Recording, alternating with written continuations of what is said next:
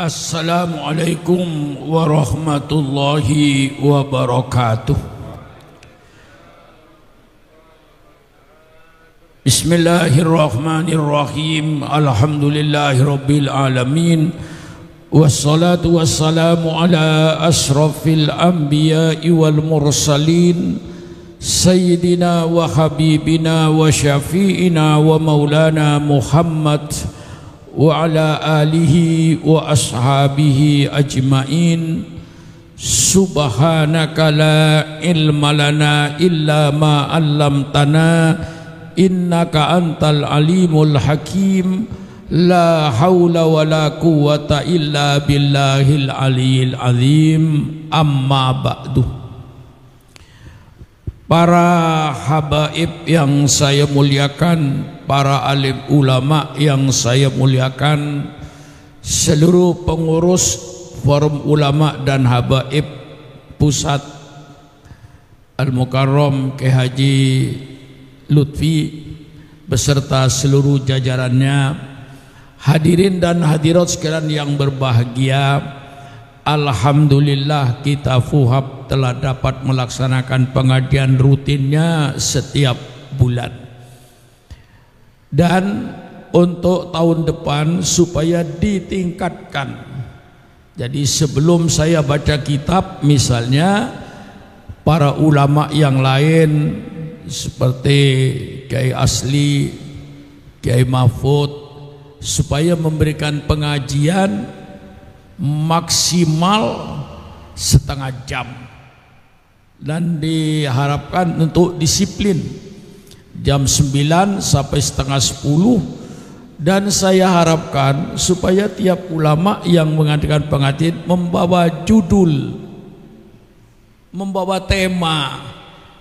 Jangan Ustadz itu berbicara assalamualaikum seingatnya ketika setelah salam, sehingga para santrinya pulang tidak membawa hal yang terpusat. Oleh sebab itu saya minta nanti baik Kiai Asli maupun Kiai Mahfud atau Kiai yang lain ketika memberikan ceramahnya supaya ada temanya apa.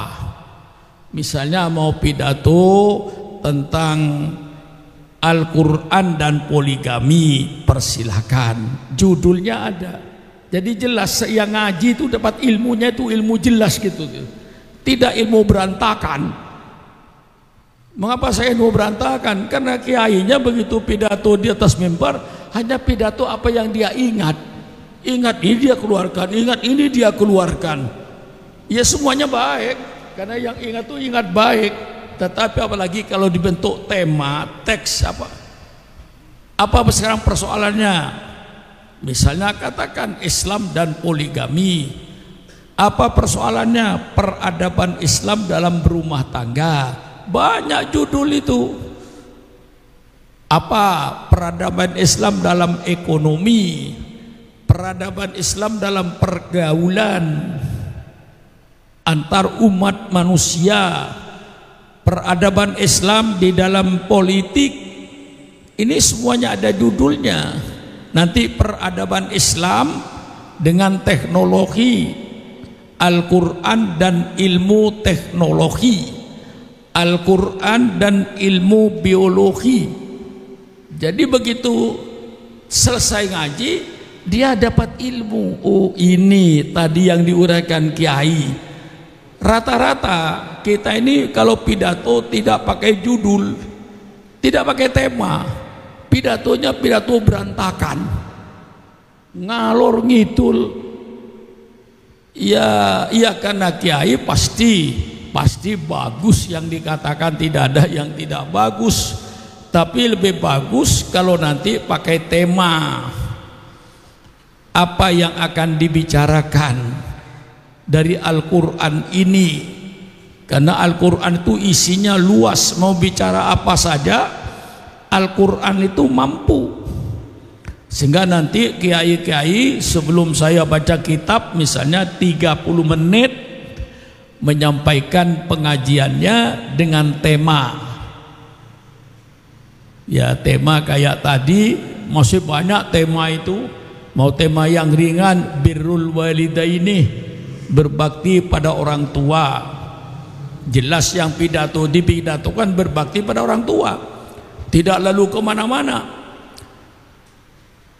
Lalu misalnya lagi bagaimana dalam peradaban kita berumah tangga, sehingga para pendengar itu mendapatkan ilmu yang jelas dari kiainya itu.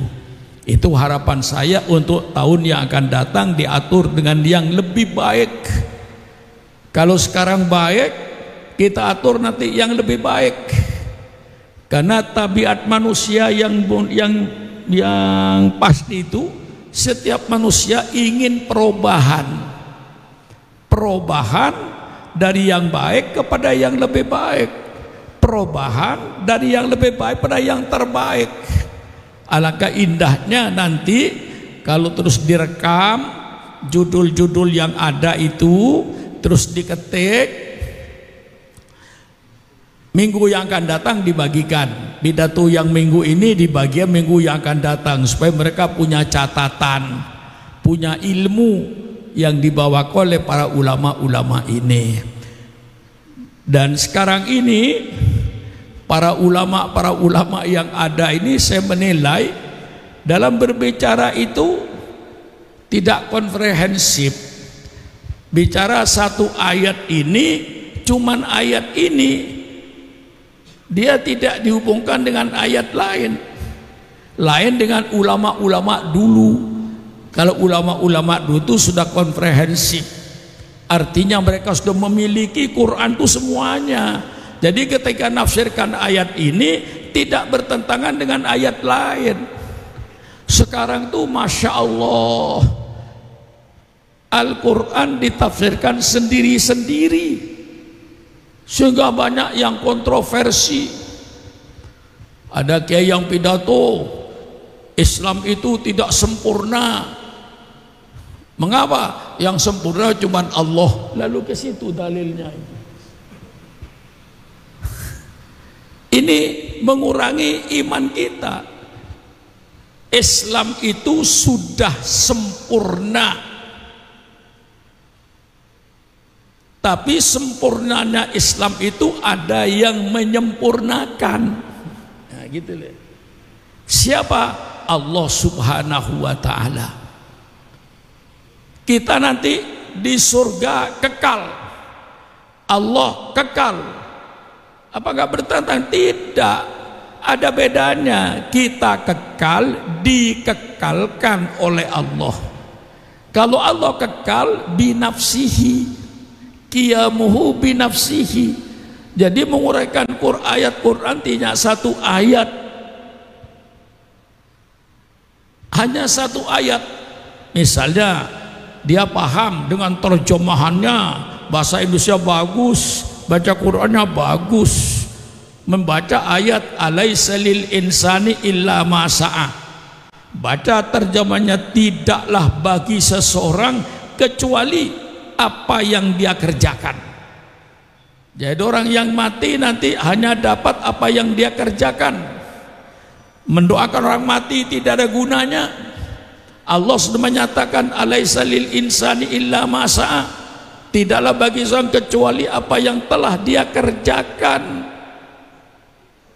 Mendoakan orang mati tidak ada gunanya, karena bagi dia apa yang telah dia kerjakan.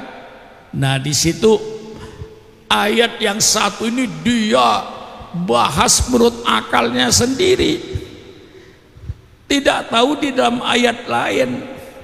Alladzina ja'u min ba'dim yaquluna Rabbana ighfir lana wa li ikhwanina alladzina sabaquna bil iman. Perbuatan orang lain ada gunanya untuk orang lain. Ini ijma ulama. Intifa'u amalil ghairi lil ghairi. Gunanya perbuatan orang lain terhadap orang lain. Jangan lalu memahami adamu intifa'i amalil ghairi lil ghairi. Tidak ada gunanya perbuatan orang lain untuk orang lain. Mayit tidak usah didoain, bagi dia apa yang dia kerjakan. Alaisa lil insani illa ma sa'a. Subhanallah, subhanallah, subhanallah. Ini kadang-kadang yang membuat kontroversi. Maka di dalam menafsirkan Al-Quran itu syarat diantaranya dia menguasai Al-Quran. Semua ayat dari surat Al-Fatihah, surat An-Nas dia paham, mengerti. Bukan hanya mengerti satu ayat lalu ditafsirkan dengan akalnya lalu bertentangan dengan ayat yang lain. Kalau perbuatan orang lain tidak ada gunanya untuk orang lain, hapus sholat jenazah. Sholat jenazah itu bukti kalau perbuatan orang lain ada gunanya untuk orang lain.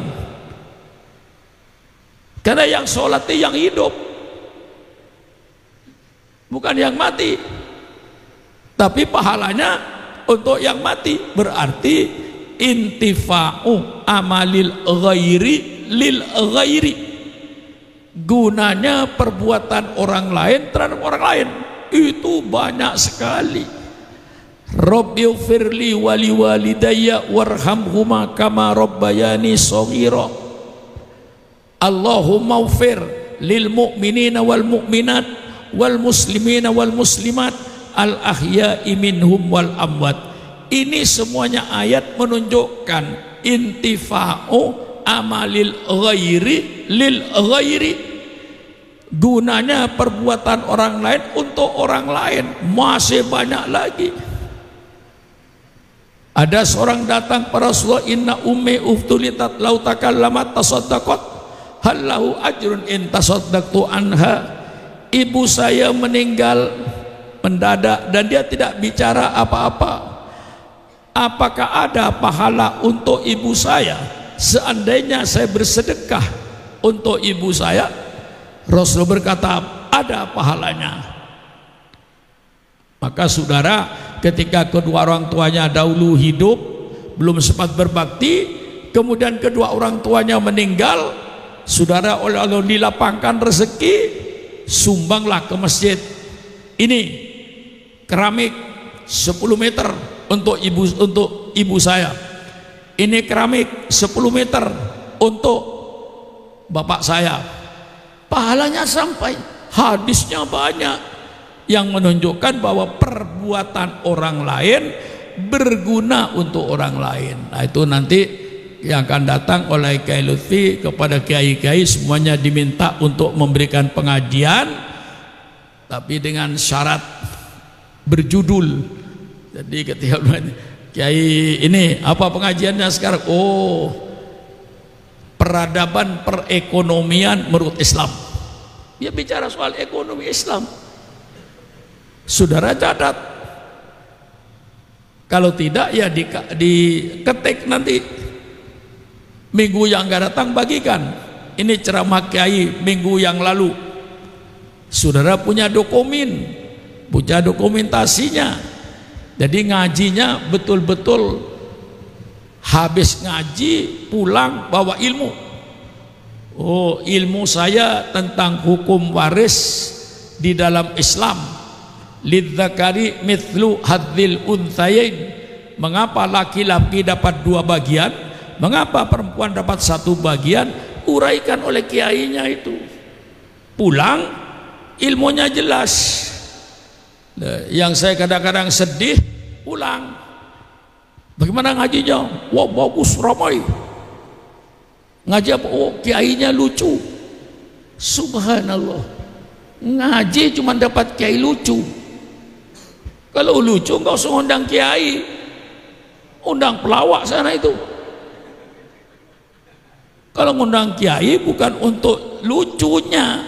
Lucu boleh sewaktu-waktu, tapi bukan judul lucu itu. Mulai awal pidato sampai akhir pidato cuma bikin orang ketawa. Itu ada hadisnya semacam itu tuh. Wailul lilladzi yuhadzitsu wa yakdzibu tsumma wailul lahu tsumma wailul lahu. Neraka wil bagi orang yang berpidato dengan mengumpulkan citra-citra bohong, liyudhika bihin nas, untuk membuat orang tertawa. Kiai semacam itu tempatnya di neraka wil, bukan dapat ilmu. Wailul lillati yuhaddzitsu wa yakdzibu liyudhika bihin nas.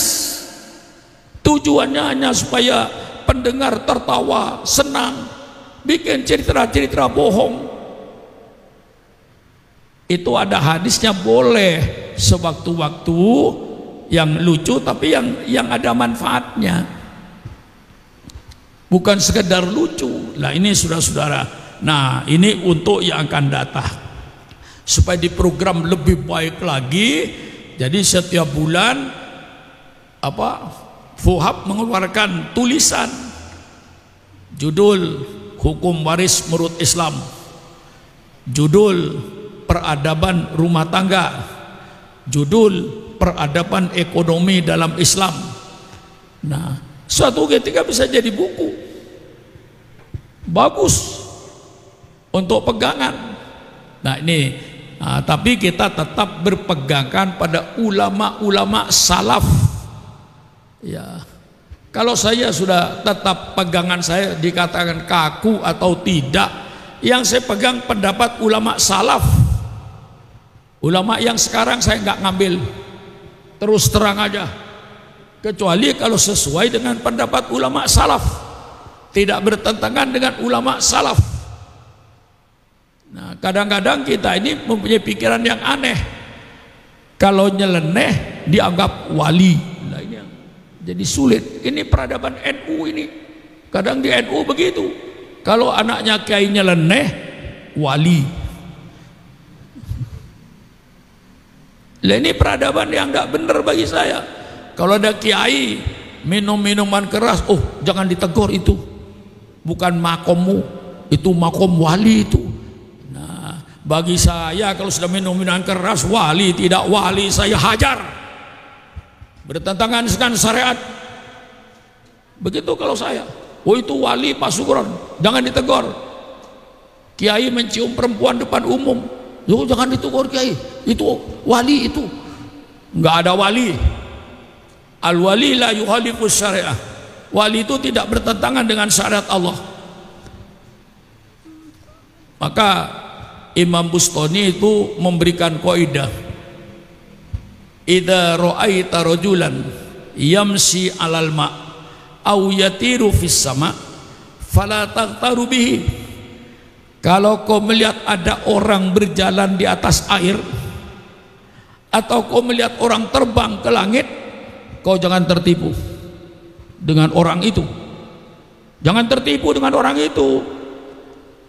Hatta tandur kaifai ada syariah, sampai kau lihat bagaimana dia menjalankan syariat Allah. Salah-salah itu permainan jin. Dia lebih diperlihatkan oleh jin, padahal bukan wali, kita anggap wali. Maka Imam Bustami, seorang wali min auliyaillah, memperingatkan, idza ra'aita rajulan dza karomatin, kalau kau melihat seorang laki-laki mempunyai karomah, yamsi alal ma, dia berjalan di atas air, wayatir, dan dia terbang, la taghtaru bihi, jangan kau tertipu dengan orang itu. Hatta tandur kaifah inda ada syariah, lihat sholatnya sehari-hari, lihat akhlaknya sehari-hari. Nah ini kadang-kadang kita banyak tertipu, kalau aneh dianggap wali, padahal kerjaan jin. Iya, banyak kadang-kadang kiai yang punya jin, tapi saya nggak punya. Kiai yang punya jin, kalau ada tamu masuk, assalamualaikum, waalaikumsalam, persilakan duduk. Kiainya masuk ke kamar dulu, panggil jin-jinnya itu, haddam-haddamnya dipanggil, ditanya siapa tamu itu. Itu Habib Abdurrahman, rumahnya di mana? Di Tebet. Anaknya berapa? Sekian. Depan rumahnya ada pohon apa? Pohon ini. Begitu saya keluar, Padahal Habib Abdurrahman cuma baru kali itu ketemu saya. Langsung saya tegur, Habib Abdurrahman dari Tebet. Nah, rumahnya di depannya pohon mangga. Ya, itu apa pohon mangga? Dia kaget. Wah, ini pakai Syukron mukasyafah. Apa? Mukasyafah. Lalu Habib Abdurrahman dengan saya sudah dikasih tahu lagi oleh jinnya, dia bawa duit di sakunya itu. Habib, ada duit saya sudah kasih saya. Takut dia, dikasihkan semua. Memuka safah, permainan jin. Jangan terlalu percaya yang semacam itu. Ini kebanyakan di masyarakat kita. Maka kalau kita tetap, saya yang pegang urusan ulama salaf yang saya pegang. Kalau ulama yang sekarang ini, kalau sesuai tidak bertentangan dengan salaf, saya pakai. Kalau bertentangan, tidak. Biar dia bisa terbang ke langit, biar dia bisa berjalan di atas air. Kalau bertentangan dengan syariat Islam, lah inilah sekarang ini kalau buka YouTube, subhanallah, kontroversi yang ada, termasuk peristiwa Isra Mi'raj. Cerita Isra itu dongeng apa kebenaran? Coba buka YouTube, ada kan yang begitu tuh. Subhanallah. Maka sekarang saya uraikan Isra Mi'raj itu berdasarkan kitab Dardir yang sudah baku dibaca oleh para ulama setiap Isra Mi'raj, termasuk di Madura. Pasti baca kitab Dardir ini. Kita uraikan dari ayatnya bahwa Isra Mi'raj itu bukan dongeng, kejadian pasti. Mengapa pasti? Karena yang menceritakan Allah, yang menceritakan Nabi Muhammad.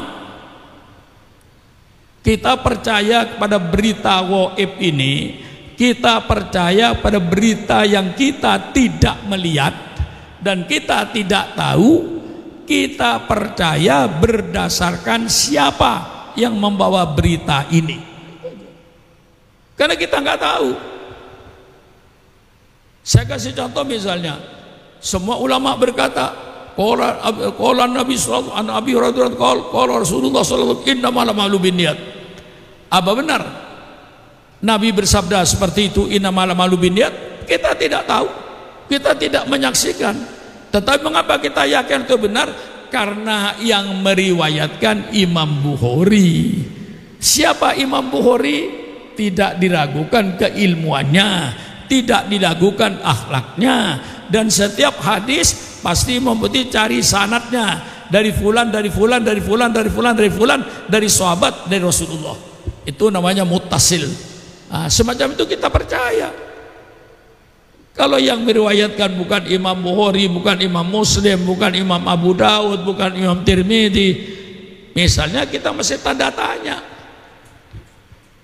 Jadi kalau kita soal berita yang gaib, yang saudara tidak melihat sendiri dengan mata kepala, maka kita percaya berita itu tergantung siapa yang membawa berita itu. Kalau yang bawa berita itu Imam Nawawi Banten, kita percaya. Kalau yang bawa berita itu Hadratus Syekh Hasyim Asy'ari, kita percaya. Kalau yang bawa berita itu Kiai Holil Bangkalan, kita percaya. Kalau yang bawa itu misalnya Kiai Soleh Darat Semarang, itu gurunya Kiai Hasyim Asy'ari dan gurunya Kiai Dahlan, pimpinan Muhammadiyah. Kedua-dua ini pimpinan NU dan pimpinan Muhammadiyah, ngajinya sama Kiai Semarang. Itu saudara. Jadi kata yang menderita, kita baca ayatnya daripada Isra Mi'raj, maka saya uraikan secara tafsirnya. Subhanalladzi asra bi abdihi lailan minal masjidil haram ilal masjidil aqsa alladzi barakna haulahu linuriyahu min ayatina innahu was-samiul basir. Dari kata-kata subhanallah itu namanya tasbih. Tasbih itu membaca subhanallah, tahlil itu membaca la ilaha illallah, hauqala itu membaca la haula wala quwata illa billah, istirja itu membaca inna lillahi wa inna ilaihi rajiun. Hauqala la haula wala quwata illa billah, hamdalah alhamdulillah, basmalah bismillahirrahmanirrahim, dan seterusnya. Ini kata-kata pendek yang mestinya lancar dari lidahnya orang yang beriman. Kapan pemakaian subhanallah itu? Subhanallah itu rata-rata dipakai kalau kita melihat suatu hal yang aneh, satu hal yang luar biasa. Subhanallah, maha suci Allah. Kalau kita melihat suatu perkara yang besar, yang luar biasa. Dalam Isra Mi'raj ini Allah mendahului ayatnya dengan kalimat subhanallah. Tidak ada kejadian apapun dalam Al-Quran yang Allah mengucapkan subhanallah, kecuali Isra Mi'raj ini Allah menulis subhanallah, karena Isra itu perkara yang luar biasa, di luar akal manusia, sehingga tidak sedikit manusia itu yang tidak percaya kepada Isra Mi'raj. Maka Allah memulai, karena Isra Mi'raj masalah besar, subhanallah, maha suci Allah dari perkataan-perkataan orang kafir atau perkataan-perkataan orang yang tidak percaya kepada Isra Mi'raj. Subhanallah, maha suci Allah dari perkataan mereka itu. Subhanalladzi asra. Asra itu dari kata-kata saro yasri. Saro yasri berjalan pada waktu malam. Nah, itu kekayaan bahasa Arab itu lebih kaya daripada bahasa yang lain. Berjalan saja banyak bahasa Arabnya. Dhahaba berjalan, saro yasiru berjalan. Kalau berjalan pada waktu pagi, ghoda yaghdu. Jadi ghoda sukran ma'mun ilal madrasah, itu pergi waktu pagi, ghoda yaghdu. Kalau pergi pada waktu sore, amsa yumsi, itu namanya berjalan pada waktu sore. Kalau berjalan pada waktu malam, saro yasri siroyatan. Tidur juga dalam bahasa Arab itu banyak. Yang umum naumun, tidur. Tapi kalau tidur siang sekitar jam 11 sampai sebelum duhur, itu kola yakilu. Ada kola yakulu. Kalau ya kola yakulu berkata, kola yakilu tidur siang. Maka kadang-kadang kita dijadikan pertanyaan, man kola tahta syajara batala wudu.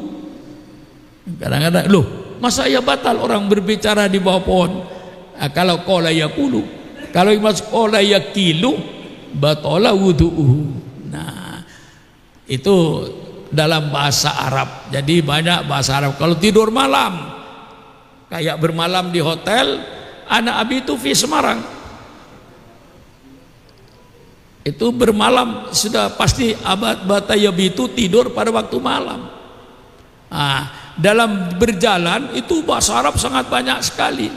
Kalau berjalan pada waktu malam, saro yasri, saya berjalan. Nah, kalau asro yusri itu dalam wazan af'alah, yuf'ilu, artinya memberangkatkan. Berangkat dan memberangkatkan itu lain. Jalan dan menjalankan. Keluar dengan mengeluarkan itu beda. Ana akhruju minal fasl, saya keluar dari kelas. Ana ukhrijul maktab minal, saya mengeluarkan meja dari kelas. Akhroja. Nah, di sini Allah memakai kata asro yusri, yang telah memberangkatkan. Jadi Nabi Muhammad itu tidak berangkat sendiri, namun tidak berjalan sendiri. Kalau berjalan sendiri 1 bulan ke Baitul Maqdis naik unta. Rasulullah tidak berjalan sendiri, Rasulullah dijalankan, Rasulullah diberangkatkan. Siapa yang memberangkatkan? Yang menciptakan langit dan bumi. Nah, jadi Isra Mi'raj itu jangan diukur dengan otak manusia. Isra dan Mi'raj itu diukur dengan kekuasaan Allah, bukan dengan otak manusia. Kalau dengan otak manusia tidak mungkin. Coba lihat Armstrong yang mau ke bulan, persiapannya 3 tahun, dibungkus badannya, membawa oksigen, karena di atas, di luar atmosfer bumi ini sudah tidak ada O2, tidak bisa bernapas. Bawa itu. Ini Isra Mi'raj jangan diukur dengan otak manusia. Isra Mi'raj itu ukurannya kekuasaan Allah. Kalau diukur dengan kekuasaan Allah, Isra Mi'raj itu kecil. Allah pencipta alam semesta, Allah lagi yang mengatur alam ini, bagaimana matahari, bulan, bintang beredarnya. Kalau kita melihat kepada kekuasaan Allah dalam cakrawala ini, apa artinya? Allah memberangkatkan Nabi Muhammad dari Mekah Baitul Maqdis ke langit kecil. Kalau diukur dengan kekuasaan Allah, maka ini Isra Mi'raj bukan perbuatan manusia. Isra Mi'raj itu perbuatan Allah. Kalau diukur dengan kekuasaan Allah, tidak ada yang menolak. Allah Maha Kuasa. Kalau dikatakan Buraq bersatu langkah sudah sampai Baitul Maqdis, karena kaki depannya begitu memanjang sudah sampai. Ya Allah penciptanya. Lah sekarang ini dengan kemajuan teknologi kita lebih yakin lagi. Ada pesawat terbang supersonik namanya, yang tidak dilanjutkan karena getarannya merusak rumah-rumah sekitarnya. Dulu pernah dicoba supersonik itu, ke Jeddah bisa 2 jam, lebih cepat dari kecepatan suara. Saya saja semalam 9 jam dari Jeddah sampai Jakarta, melewati Samudra India, berapa ribu kilo itu di atas air. Sebenarnya ngeri. Nah, apalagi Allah yang Maha Kuasa. Kalau diterapkan Buraq itu kayak lebih kecil dari kuda, kalau sudah meluncur cret, kakinya memanjang langsung sampai di tempat. Lah sekarang manusia bisa bikin kendaraan supersonik. Nah, jadi kalau Isra Mi'raj jangan diukur dengan otak manusia. Ukuran Isra itu kekuasaan Allah, karena Allah ini perbuatan Allah, bukan perbuatan Nabi Muhammad. Isra Mi'raj ini Allah langsung pelaksananya. Asra, Allah yang memberangkatkan, Allah yang menjalankan. Jadi mau tidak berjalan sendiri. Secara filosofinya, orang yang akan percaya pada Isra hanya orang yang beriman kepada Allah. Orang yang tidak beriman kepada Allah tidak akan percaya Isra Mi'raj. Apalagi kalau imannya cuma di mulutnya. Tapi kalau iman yang sampai ke hati, dia yakin kekuasaan Allah, tidak ada yang mustahil bagi Allah. Nah, ini kata-kata asro saya uraikan dengan bahasa Arabnya. Arti asro itu bi abdihi, kata-kata abdon. Isra Mi'raj itu bukan rohnya, bukan rohnya Nabi Muhammad kayak mimpi, bukan. Bi abdihi, dengan hambanya, bijasadihi. Orang yang tidak beriman tentu ragu-ragu. Saya yang beriman tidak ragu-ragu. Bijasadihi, kalau cuman biruhihi tidak aneh, tidak aneh. Saya juga bisa. Saya tidur di Kebayoran Baru, perasaan saya naik mobil menuju bandara. Di bandara saya naik Garuda atau Saudi Airlines. Saya merasa kita naik pesawat. Turun saya di Jeddah. Sampai di Jeddah saya ngambil taksi limusin menuju ke Mekah. Ke Mekah saya masuk ke hotel. Di hotel saya mandi. Selesai mandi saya menuju Masjidil Haram. Setelah saya tawaf belum selesai, saya kaget. Ternyata saya di atas tempat tidur di Kebayoran Baru. Apa itu? Apa itu? Jangan kau anggap nabimu mimpi. Jangan kau anggap nabimu mimpi. Kalau mimpi tidak usah Nabi Muhammad. Syukuran makmun juga bisa. Dari Jakarta, Madura, pulang pergi.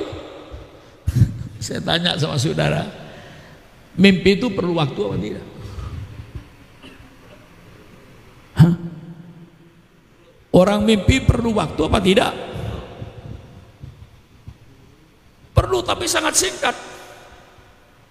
Mimpinya panjang, dikejar maling, lari ke gunung. Kalau sudah topnya pasti kaget. Kalau sudah mau jatuh ke jurang, alhamdulillah mimpi. Itu mimpi. Jangan kau anggap nama itu mimpi. Subhanalladzi asra bi abdihi, tidak biruhihi. Maka saya uraikan perkata ini. Ya, subhanallah, subhanalladzi asra bi abdihi, dengan hambanya. Berarti bukan rohnya, bijasadihi. Yakini. Jadi kalau orang ada pidato itu Nabi Muhammad berpidato apa, Isra rohnya. Kalau rohnya enggak usah ditulis di Quran. Tidak aneh, tidak luar biasa. Kalau mimpi, saya bisa mimpi dari Jakarta ke Mekah, pulang pergi. Berapa kira itu ya? Yang jelas mimpi perlu waktu. Tapi berapa panjangnya? Nggak perlu panjang. Maka orang-orang yang ada di alam barzah ini, sekarang ini meninggal di alam barzah, itu ibaratkan rohnya kayak mimpi, tidak terasa. Nanti tahu-tahu kiamat nanti baru dia. Nah, subhanalladzi asra bi abdihi lailan. Mengapa tidak kata al-laila? Mengapa lailan dengan ismun nakiro? Itu menunjukkan ba'dul lail, dalam bahasa sebagian malam. Artinya Isra tidak sampai satu malam, kurang dari satu malam. Itu maka disebutkan lailan. Jadi kalau dia berkata Rasulullah Isra dari maghrib sampai subuh, tidak benar. Itu satu malam. Al-lail kalau satu malam. Subhanalladzi asra bi abdi al-lail, pada satu malam penuh. Ini tidak.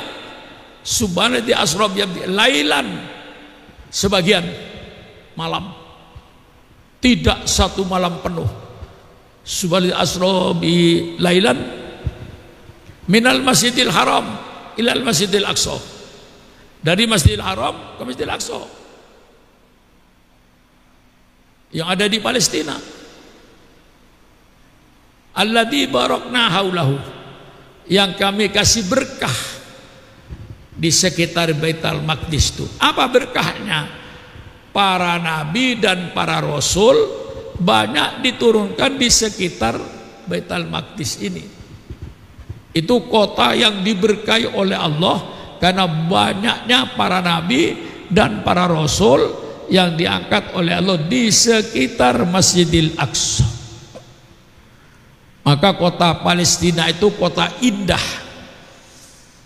Kalau pergi ke Palestina itu kayak pergi ke kota Malang. kebun-kebunnya, kotanya hijau. Ya hanya dalam kota itu aja, di luarnya padang pasir. Barokna haulahu, kami kasih berkah sekitar Baitul Maqdis itu.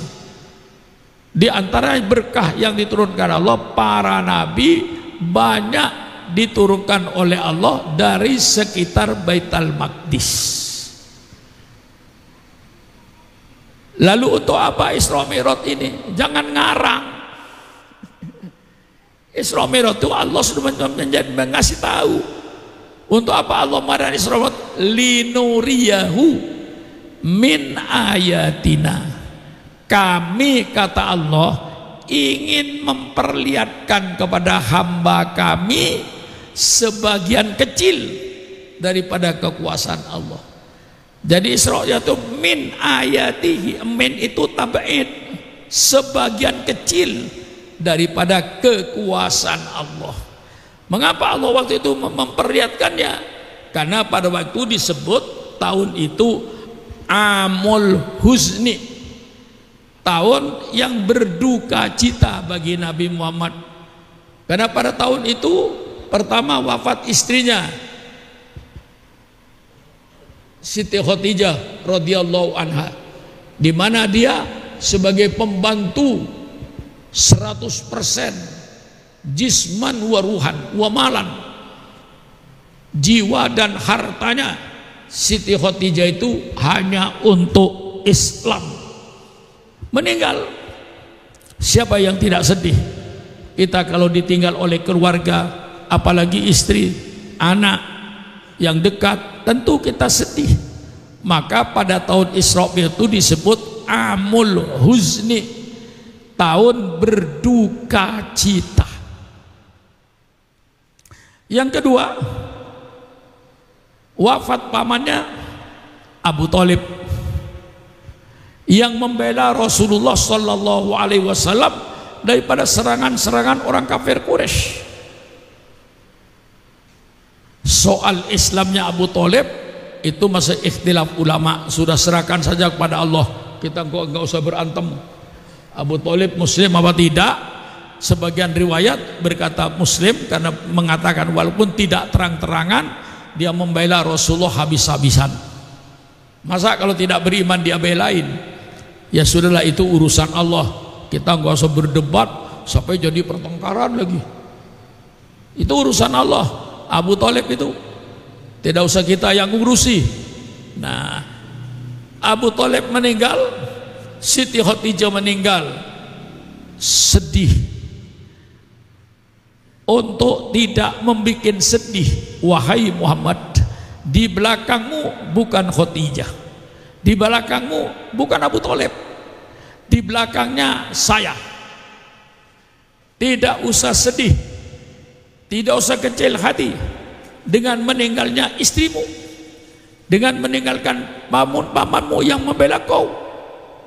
Saya yang mengutus engkau, saya pembelamu. Maka Allah perlihatkan sebagian kekuasaannya. Rasulullah yang sudah beriman mantap, lebih mantap lagi dengan Isra Mi'raj itu, melihat kekuasaan Allah. Maka dikatakan linuriya min ayatihi, kami ingin memperlihatkan kepada hambaku sebagian kecil daripada kekuasaan Allah. Isra Mi'raj sebagian kecil dibanding dengan kejadian alam semesta. Bagaimana Allah mengatur langit dan bumi, bagaimana Allah mengatur matahari terbit setiap subuh, terbenam setiap waktu maghrib, sudah sekian miliar tahun. Bulan, dari bulan sabit jadi bulan purnama, kembali bulan sabit, sudah sekian miliar tahun, tidak pernah ada perubahan, tidak pernah keliru. Misalnya saudara yang dari Tanjung Priok, bulan Ramadan jam 5:30 sudah siap dengan minumannya untuk berbuka, Tiba-tiba malaikat Jibril turun dari langit. Hai umat Islam di Tanjung Priok, berhubung di langit ada kerusakan teknis, maka matahari diundur 3 jam lagi. Pernah terjadi? Pernah terjadi? Coba di lapangan terbang Soekarno-Hatta, paling banyak minta maaf tuh di lapangan terbang itu. Sebentar-sebentar minta maaf, penerbangan nomor penerbangan sekian untuk Banjarmasin ditunda karena ada kerusakan teknis. Sebentar lagi minta maaf lagi. Paling banyak minta maaf tuh insya Allah di lapangan terbang Soekarno-Hatta itu. Padahal di udara itu tidak ada, jalan sudah bebas, kerjaan sudah rutin. Bulan, jadi bulan sawit, jadi bulan purnama, jadi bulan sawit lagi, tidak pernah keliru. Tidak pernah waktu bulan sawit lalu keluar purnama, tidak pernah. Bintang-bintang sekian juta, bintang sekian miliar bintang di langit beredar, tidak pernah terjadi tabrakan. Siapa yang ngatur? Yang Maha Kuasa, Allah Subhanahu wa Ta'ala. Kalau itu kekuasaan Allah, apa artinya Isra Mi'raj? Kecil bagi Allah. Jangan diukur dengan otak kita. Jadi Isra Mi'raj itu ukurannya kekuasaan Allah. Kalau kita sudah percaya Allah yang Maha Kuasa, otomatis tidak ragu-ragu dengan Isra Mi'raj itu. Linuriyahu min ayatina. Saya adakan Isra Mi'raj hamba saya berangkatkan dari Mekah ke Baitul Maqdis sampai naik ke langit untuk saya perlihatkan sebagian kecil daripada kekuasaan Allah. Innahu huwas sami'ul basir. Sesungguhnya Allah Sami', Maha mendengar terhadap perkataan-perkataan orang yang tidak percaya kepada Isra Mi'raj. Basir, Allah Maha melihat kepada orang-orang yang murtad, yang asalnya beriman kepada Nabi Muhammad, gara-gara cerita Isra Mi'raj dia tidak percaya. Allah Maha mendengar terhadap perkataan-perkataan orang yang tidak percaya kepada Isra Mi'raj. Basir, Allah Maha melihat kepada hamba-hamba Allah yang murtad. Maka ketika itu Abu Jahal berkata kepada Abu Bakar Siddiq, "Hai Abu Bakar, apakah kau percaya dari perkataan kawanmu?" Apa kata dia? Bahwa kawanmu Muhammad itu semalam mengadakan perjalanan dari Mekah Baitul Maqdis sampai ke langit 7 kembali sebelum subuh. Abu Bakar berkata, siapa yang bicara itu? Ya kawanmu Muhammad itu. Kalau dia yang berbicara lebih dari itu, saya percaya. Nah, itu menunjukkan Abu Bakar Siddiq. Dengan itulah maka Abu Bakar mendapat lakop gelar As-Siddiq, yang selalu membenarkan. Tidak pernah dia tidak percaya kepada apa yang dikatakan oleh Rasulullah Sallallahu Alaihi Wasallam. Lah ini saya uraikan. Subhanalladzi asra bi abdihi lailan minal masjidil haram ilal masjidil aqsa linuriyahu min ayatina innahu wasamul basir. Sudah tiap kata saya uraikan ini. Tiap kata saya uraikan. Nah, lalu dalam kitab Dardir dan dalam beberapa hadis-hadis sahih sebelum Rasulullah Sallallahu Alaihi Wasallam diisrokan oleh malaikat Jibril, dibawa ke sumur Zam-Zam, dibuka hatinya, dicuci hatinya dengan air Zam-Zam. Pertanyaannya, apakah Rasulullah waktu itu hatinya kotor? Jawabannya tidak. Rasulullah hatinya bersih, tidak kotor. Mengapa? Dioperasi, dibersihkan dengan air Zam-Zam, dicuci. Itu hanya untuk pelajaran ibrotan, pelajaran kepada umatnya.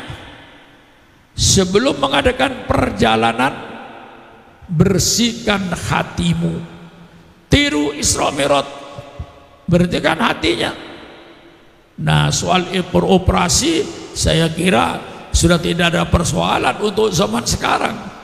Orang dibelah dadanya, kayak saya dibelah paha saya, dioperasi, sudah tidak ada masalah. Lah disinilah bahwa ilmu kedokteran itu belajar sama Isra Mi'raj.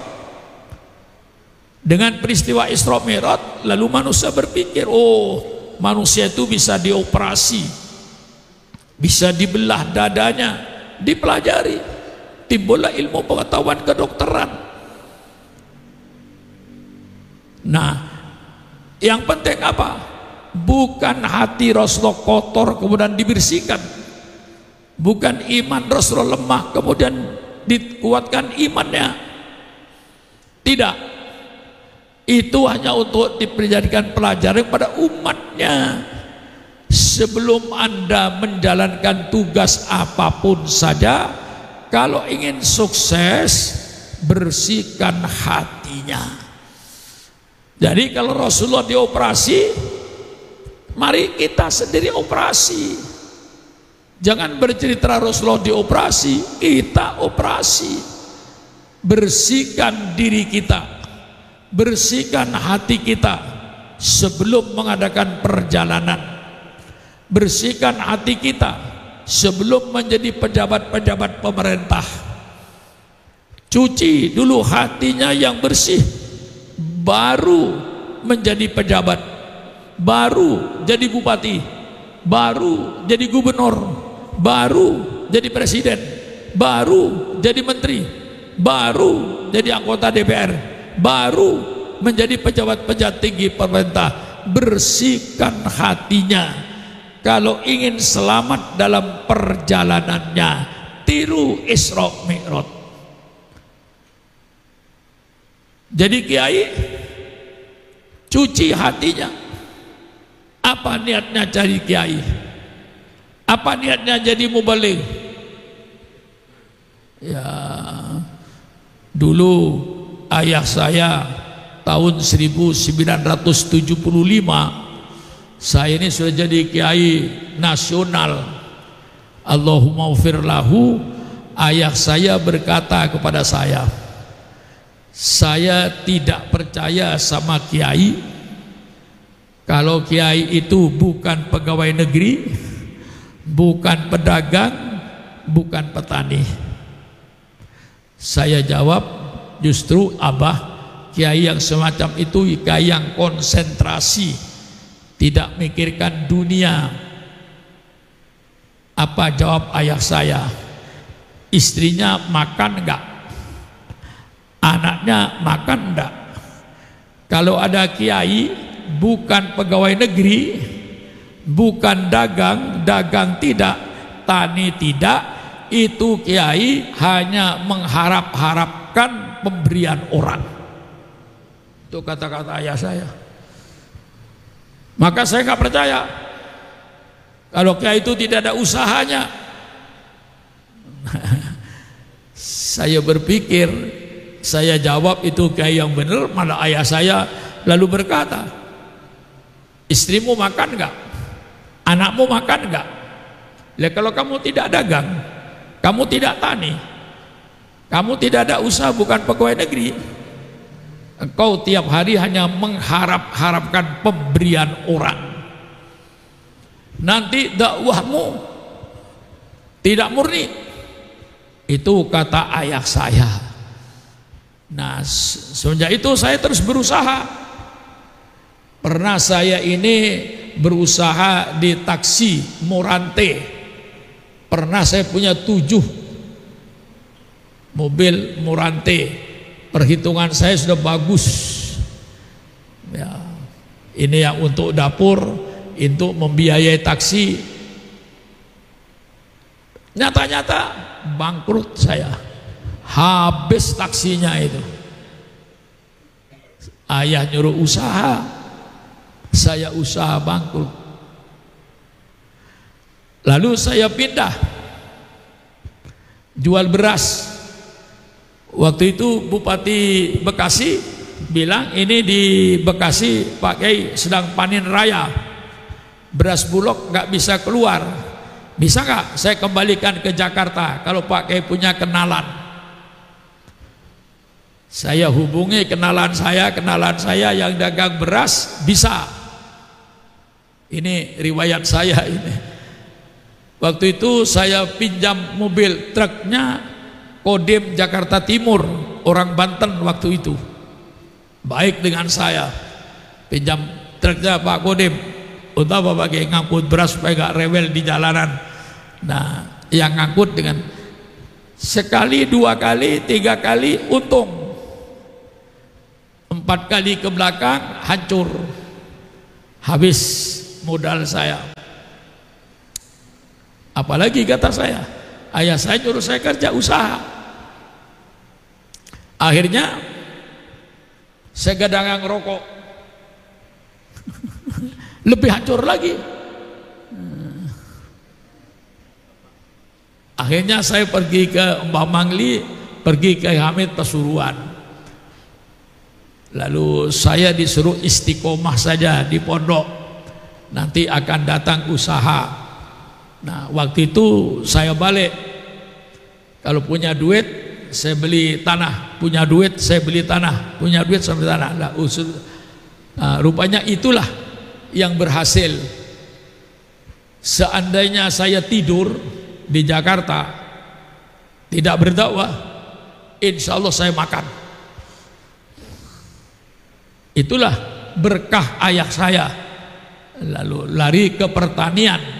Nah, dia walaupun saya tidak kaya, punya ratusan hektar, tapi saya punya sawah cukup untuk makan saya di masa tua ini.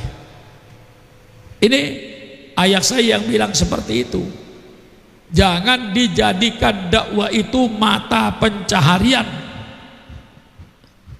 Kamu berdakwah itu ibadat. Adapun masyarakat kasih hadiah, itu hak mereka. Maka kalau adat orang Madura itu, peradaban Madura, kalau temu kiai mesti ngasih duit. Nggak ada orang Madura ketemu kiai nggak ngasih duit, itu nggak ada. Kalau orang Betawi nggak semua ngasih duit, ada yang nggak ngasih lebih banyak. Orang Madura mesti itu. Karena apa? Oleh kiainya didoktrin, la ya'kul ta'amaka illa taqiyun. Hadis Riyadhus Shalihin, la ya'kul ta'amaka illa taqiyun. Jangan makan hartamu itu kecuali orang yang bertakwa kepada Allah. Jadi orang Madura itu biar panen apapun mesti dipisahkan. Ini untuk kiai. Dia dagang ke Surabaya, ini untuk kiai. Dagang ke Jakarta, pulang ke Madura, ini untuk kiai. Dari kata-kata hadis, la ya'kul ta'amaka illa taqiyun. Jangan makan rezekimu itu kecuali orang yang bertakwa kepada Allah. Rezeki untuk yang bertakwa kepada Allah. Kalau kiai tahajud, sholat, kasihlah rezekimu, sebagian rezekinya untuk orang yang bertakwa kepada Allah Subhanahu wa taala. Nah ini saudara-saudara, maka berdakwah itu bersihkan hatinya. Jangan jadikan mata pencaharian. Dakwah itu bukan mata pencaharian. Dakwah itu kewajiban kita untuk berdakwah. Adapun masyarakat kasih hadiah, itu hak mereka. Jangan ditolak oleh kiainya. Itu hadiah daripada murid, karena dia merasa diajar ilmu, muridnya membalas. Itu hadiah. Kalau hadiah ditentukan, bukan hadiah. Apalagi kadang-kadang ada kiai pakai DP. Subhanallah. Maka kalau ada ke rumah saya, tanya yang ke rumah saya itu. Sudah saya tulis jadwal, ngasih duit amplop sama saya. Saya tanya, duit apa ini? Tanda jadi Pak itu. Balik. Pakai tanda jadi. Kalau nggak jadi gimana? Kadung saya makan, nggak jadi. Iya, saya tolak. Kalau saudara namu ke rumah saya, orang baru, lalu ngasih amplop sama saya tanda jadi, mesti saya tolak. Tidak ada tanda jadi. Kita tidak jual beli. Kita berdakwah, belajar sama Isra Mi'raj ini. Sebelum jadi kiai, operasi dulu. Sebelum jadi bupati, operasi dulu. Sebelum jadi menteri, operasi dulu. Kalau tidak, jadi koruptor.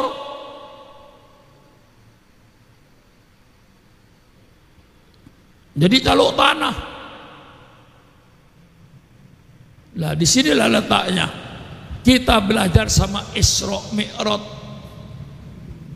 Bersihkan hatinya. Kadang-kadang ada orang dari luar Jakarta itu, Pak Kiai, apa? Kalau keluar kota biasanya berapa amplopnya Pak Kiai? Saya bilang, kau menghina Kiai. Memang Kiai itu taksi, ada luar kota, dalam kota.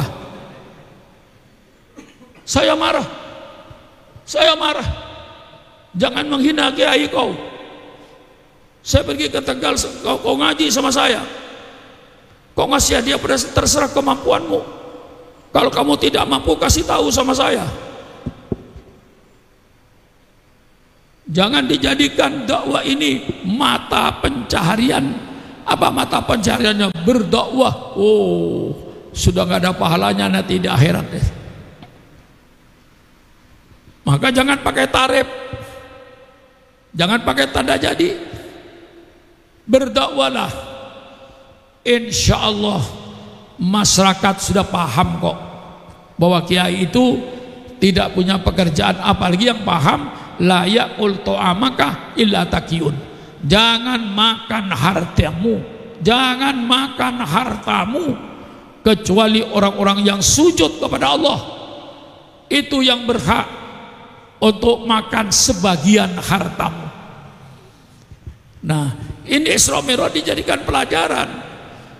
Jangan bicara Rasulullah dioperasi, dibersihkan hatinya, diisi iman, diisi tabah. Itu hanya pelajaran. Rasulullah orang yang tabah, Rasulullah orang yang sabar, Rasulullah hatinya bersih. Ini semuanya dipertontonkan untuk dijadikan pelajaran kepada umatnya. Belajar kau sama nabimu itu. Sebelum mengadakan perjalanan, bersihkan hatimu. Jadi apapun saja, bersihkan hatinya, baru sukses dalam perjalanan. Nah, dalam kitab Dardir begini ya, lalu orang bicara dengan saya, itu hadisnya dhaif Kiai. Dhaif atau tidak dhaif, ijma ulama li fadhailil a'mal, untuk perbuatan-perbuatan yang bagus. Walaupun hadisnya dhaif boleh dipakai. Hadis dhaif itu tidak boleh dipakai li itsbatil hukum. Tidak boleh dipakai untuk menetapkan hukum. Tidak boleh pakai hadis dhaif. Harus hadis yang sahih, apalagi mutawatir. Itu boleh dijadikan, boleh dipegang. Kalau hadis dhaif jangan untuk menentukan hukum. Tapi li fadhailil a'mal persilakan. Itu ijma ulama. Termasuk Imam Ahmad Ibn Hanbal. Misal contoh ini, misal ada hadis dhaif, barang siapa yang baca Yasin setiap malam Jumat pahalanya ini. Katakan hadisnya dhaif, tapi boleh dipakai. Karena itu li fadhailil a'mal, untuk perbuatan-perbuatan yang afdol kayak baca Yasin. Barang siapa baca Yasin malam Sabtu misalnya, pahalanya begini. Oh, itu hadisnya dhaif Kiai, boleh. Hadis dhaif gak apa-apa, tapi baca Yasin malam Sabtu. Nah, itu dalam hukum yang diputus oleh para ulama, hadis dhaif hanya boleh dipakai li fadhailil a'mal, untuk perbuatan-perbuatan yang afdol, tidak untuk menentukan hukum. Itu hadis dhaif. Nah, dalam kitab Dardir itu sesuai ceritanya. Begitu Rasulullah keluar dari kota Mekah, dicegat oleh Ifrit. Muhammad, Muhammad, Muhammad, stop. Rasul tidak noleh, jalan terus. Siapa itu Jibril? Itu Ifrit Rasulullah. Seandainya engkau menoleh Rasulullah, umatmu akan tergoda oleh setan. Alhamdulillah Rasulullah engkau tidak menoleh. Katakan cerita di Taif li fadailil amal, untuk perbuatan-perbuatan yang afdol. Nabi Muhammad dipanggil tidak menoleh. Seandainya mendapat menoleh, umatmu akan tergoda oleh iblis. Apa yang kita ambil pelajaran? Namun tidak noleh pun kita masih tergoda oleh iblis. Seandainya dapat noleh, barangkali umatnya sudah jadi iblis semua. Nah, ini pelajaran namanya. Ibrah, dalam bahasa Arabnya pelajaran. Seorang wali min auliyaillah bernama Ibrahim bin Adham ditanya oleh muridnya, Tuan Guru, mengapa iblis zaman sekarang kok tidak beranak, tidak banyak berupa orang untuk menggoda manusia? Tidak seperti zaman Nabi Musa, zaman Nabi Ibrahim, banyak iblis berupa manusia untuk goda manusia.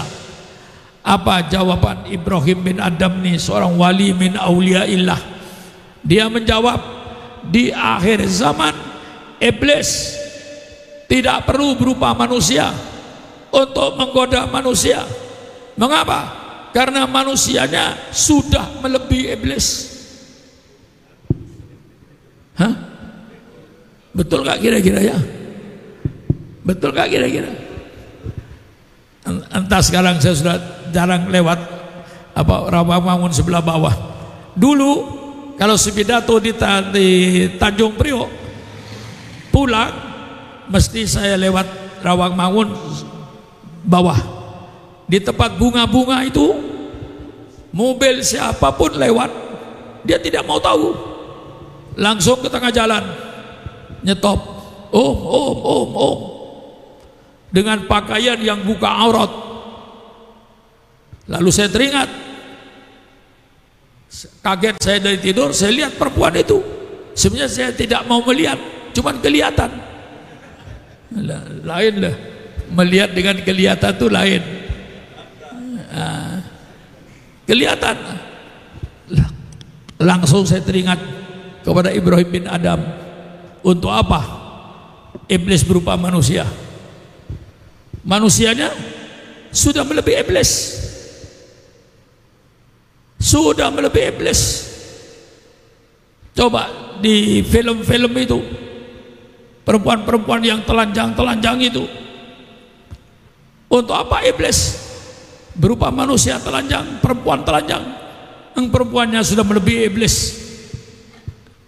Nah, masuk di akal itu, di otak kita itu. Kalau Ibrahim bin Adham menjawab, iblis di akhir zaman tidak perlu lagi berupa manusia, karena manusianya sudah melebihi iblis. Selamat. Berjalan lagi Rasulullah, dipanggil dari sebelah kiri. Muhammad, Muhammad, stop. Rasulullah tidak noleh. Siapa itu Jibril? Itu orang Nasrani Rasulullah. Seandainya engkau menoleh Rasulullah, umatmu banyak yang menjadi Kristen. Rasulullah tidak noleh pun masih ada umat Islam yang jadi Kristen. Seandainya umat noleh, kira-kira apa yang terjadi? Ini perjalanan dalam kitab Dardir yang saya baca. Selamat. Berjalan lagi, dipanggil lagi dari sebelah kanan, Muhammad, Muhammad, stop. Siapa itu Jibril? Itu orang Yahudi Rasulullah. Alhamdulillah kau tidak noleh. Seandainya kau noleh, umatmu jangan jadi Yahudi semua. Tidak noleh pun masih banyak yang kerja sama dengan Yahudi. Pokoknya tokoh-tokoh yang pernah ke Yahudi itu mesti ada kerjasama dengan Yahudi.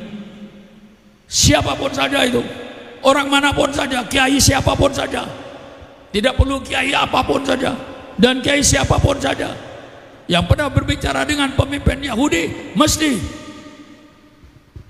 dia ada kaitannya dengan Yahudi.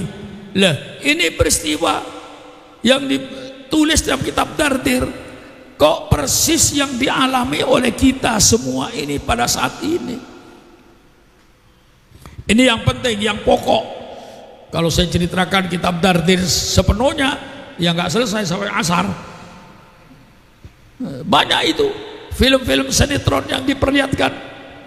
Rasulullah melihat orang makan daging busuk, daging mentah, di sampingnya ada daging yang bagus. Siapa itu? Jibril. Itu umatmu Rasulullah. Sudah punya suami, sudah punya istri di rumah, tapi dia masih main dengan perempuan lain dan laki-laki lain. Itulah dia makan daging busuk, daging mentah. Itu ibrah, artinya pelajaran. Masih banyak lagi kejadian-kejadian ini. Persilakan Kiai baca kitab Dardir. Masih banyak kejadian-kejadian lainnya yang berkenaan dengan Kiai. Ada orang lidahnya panjang, potong, panjang lagi, potong lagi, panjang lagi, potong lagi, panjang lagi, potong lagi. Siapa itu? Jibril. Itu umatmu Rasulullah yang banyak berbicara tapi tidak mengerjakan. Itu ada di Isra Mi'raj itu. Lidahnya panjang, digunting, panjang lagi, gunting, panjang lagi, gunting, panjang lagi. Wah, cerita ini penuh dalam kitab Dardir itu. Kalau saudara baca, sudahlah, saya tidak baca, masih puluhan cerita kayak begini ini. Langsung Baitul Maqdis. Dari Baitul Maqdis Rasulullah sholat berjamaah bersama-sama para nabi. Kemudian Rasulullah naik ke atas. Ya, saya kira kalau ini sudah banyak ceritanya, ketemu dengan Nabi Adam, Nabi Musa dan seterusnya. Yang terpenting sholat 5 waktu. Soal prosesnya, yang saya perintahnya 50 waktu, karena nasihat Nabi Musa, Nabi Muhammad bolak-balik jadi 5 waktu yang sekarang menjadi perintah pada kita. Lah, ini pentingnya Isra Mi'raj itu perintah sholat. Jangan sampai kita tidak menjalankan sholat. Itu imaduddin, bukan imaduddin Tangerang. As-sholatu imaduddin. Sholat itu tiangnya agama. Kalau tiangnya gak kuat, bagaimana nanti menyanggah atapnya? Roboh syariat Islam. Maka ini sholat satu-satunya untuk mendekatkan diri kepada Allah. Sholat 5 waktu. Jangan lupa pula sembahyang sunnahnya, qobliyahnya dan ba'diyahnya. Laksanakan itu seluruhnya, insya Allah. Allah janjinya tidak pernah salah. Wa may yattaqil yaj'al min amrihi yusra. Barang siapa yang bertakwa kepada Allah, Allah jadikan segala urusannya gampang. Tidak ada urusan yang sulit, semua urusan gampang bagi orang yang bertakwa kepada Allah. Wa may yattaqillah yaj'al lahu makhraja. Barang siapa yang bertakwa kepada Allah, Allah pasti jadikan jalan keluar. Jalan keluar dari segala macam kesulitan. Yakin. Allah tidak pernah menyalahi janjinya. Alhamdulillah, saya rasakan semua itu. Urusan jadi gampang. Kemudian jalan keluar dari kesulitan mesti ada. Wa may yattaqillah yu'allimullah. Orang yang bertakwa kepada Allah, Allah yang ngasih ilmu. Kalau Allah yang ngasih ilmu, tidak ada batasnya. Apalagi kita bertawassul lah.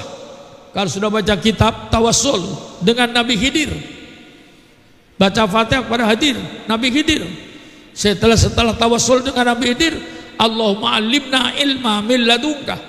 Ya Allah, berikanlah saya ilmu yang langsung dari sisimu.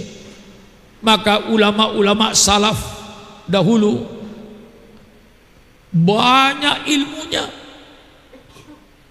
Hadrat Syekh Hasyim Asy'ari, Hadrat Syekh Abdul Wahab, subhanallah, ilmunya melaut. Dia tidak profesor, tidak doktor, tapi ilmunya melaut. Mengapa? Allah yang langsung mengajarnya, kayak Allah mengajar Nabi Khidir. Allahumma alimni min ladunka ilman. Ya Allah, berilah kami ilmu yang langsung dari Engkau, ya Allah. Nah, inilah dengan sholat itu jadikan alat. Saya kira inilah yang saya sampaikan tentang Isra Mi'raj ini, dan juga sebagai, ya karena Bapak Kiai sudah lebih ahli daripada saya Isra Mi'raj itu. Tapi kadang-kadang Kiai diundang Isra Mi'raj tapi nggak nyinggung Isra Mi'rajnya, pidatonya ngalor gitu. Hendaknya kalau Isra Mi'raj ya pidatolah Isra Mi'raj kita berikan. Nah, kayak saya hari ini saya berikan mulai subhanallah, itu tiap kata saya uraikan dalam ayat Al-Quran ini. Ini saudara-saudara, dan ini juga sebagai penutup daripada pengajian. Nanti kita buka bulan Syawal. Nah, saya biasanya bulan Syawal itu insya Allah nanti di samping di sini diadakan halal bihalal fuhab, nanti halal bihalal di rumah saya. Ya, tadi biasanya juga dulu buka puasa itu di rumah saya. Sekarang sudahlah puasa mengikuti Kiai Lutfi. Buka puasa di sini persilakan. Tapi nanti bulan Syawal saya minta ada silaturahmi di rumah saya di samping fuhab, dan itu fuhab juga tepat di rumah saya gitulah. Nah, nanti bulan Syawal kira-kira Kiai, saya minta pada Kiai Lutfi pada fuhab waktu itu undanglah semua ketua umum partai-partai Islam. Ya. Pada pengurus fuhab nanti silaturahmi di rumah saya, kira-kira dari fuhab katakan 100 orang paling sedikit. Setiap wilayah bawa 20 orang lah. Ada 5 wilayah, 6 Tanjung Priok, 7 dengan Depok, 8 dengan Tangerang. Ya, bawalah setiap cabang itu 15. Ya, 15 kali 9 ya. Ya, 15 kali 9 sudah 100 lebih. Nanti saya persiapkan kira-kira 200 lah bulan Syawal itu, dengan semua undang semua ketua umum partai politik dengan sekjennya, lalu semua organisasi Islam, Muhammadiyah, apalagi NU, apalagi ya, saya siapkan nanti kira-kira 200 orang lah ya, jangan lebih ya, kurang boleh, kalau lebih jangan ya. Masalahnya saya sering ngundang orang, pernah saya undang orang 300 orang, datang 600, kelabakan saya. Sedangkan saya pesan makanan cuma untuk 300 orang, sudah saya lebihkan 350, tiba-tiba yang datang 600, ya kelabakan saya. Pernah lagi saya kedatangan tamu 1000, bermalam semua di Jawa Timur. Ada organisasi di situ, jadi yang datang dari Pasuruan, Probolinggo, Bondowoso, Situbondo, Jember, Lumajang, Malang. Ini 1000, kiainya 25, bawa istri semua dan minta kamar semua. Alhamdulillah saya kasih kamar semua. Satu-satu kiai itu, satu kamar 25 kiai. Ya umpama masih ada 50 kiai minta kamar juga masih ada saya di Darul Rahman itu. Memang saya siapkan kamar untuk tamu dari luar juga saya persiapkan, supaya kalau saya punya tamu dari Singapura, Malaysia, sudah nggak usah ke hotel lah, saya persiapkan yang kayak hotel bintang 5. Nah itu pernah saya kedatangan tamu 1000 bermalam. Ya, itu ya alhamdulillah, karena sudah bilang 1000 enak saya. 1000 Pak Kiai bermalam semua, baik kata saya terima, senang saya terima tamu. Maka nanti bulan Syawal ingatkan silaturahmi di rumah saya, fuhab bersama-sama dengan tokoh-tokoh Islam. Nah kalau di sini nggak mungkin, nanti terlalu sempit. Kalau rumah saya cukup nanti semua tokoh Islam, ketua umum dan sekjen partai politik yang yang pemilihnya umat Islam diundang semua. Lalu organisasi Islam undang semua, jangan lebih dari 200 ya, 200 itu. Nanti saya kira dari saya cukup sekian ya. Saya baru perjalanan baru semalam, saya datang jam 9 malam masuk rumah ya nggak istirahat. Karena apa? Nanti bulan Februari itu saya banyak acara di luar Jawa. Ada acara di Sumatera, ada Jawa di Kalimantan Barat, ada acara di Jawa Timur, di Jawa Tengah. Takut nanti bulan Februari itu saya terlalu sibuk, jadi sekaligus hari ini tawakuf sementara. Insya Allah nanti kita jalankan bulan Syawal. Tolong nanti setelah bulan Syawal saya ada di Jawa Timur sampai tanggal 8 Syawal. Ya bagi saya ngudik itu wajib. Maka saya bilang semuanya ngudik, pulang ke kampungnya. Mentang-mentang di Jakarta tidak ingat kampungnya, embahnya kuburannya nggak pernah didatangi. Maka saya anjurkan semua orang daerah pulang, paling tidak ziarah kubur nenek moyangnya di kampung ya, jangan sampai lupa kampungnya. Itu anjuran saya. Dan berbeda dengan pemerintah menganjurkan nggak usah ngudik, sudah lebaran di Jakarta kan sama dengan di kampung. Nggak sama pemerintah. Di sini nggak ada kakek kita, di sana ada kakek kita, ada kuburan nenek kita. Betul atau tidak? Nah, ya, tapi kalau ini banyakkan orang Betawi ini nggak usah ngudik. Maka kadang-kadang saya berpikir yang punya mobil di Jenderal Sudirman itu bukan orang Betawi itu.